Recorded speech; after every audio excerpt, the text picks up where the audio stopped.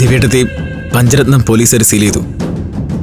ആരാധ്യക്ക് തൽക്കാലം നിൽക്കാൻ വേറെ സ്ഥലമില്ല. അതുകൊണ്ട് കയറി കിടക്കാൻ സ്ഥലമില്ലാത്ത സകലർക്കും കയറി നിരങ്ങാനുള്ളതല്ല ഈ വീട്.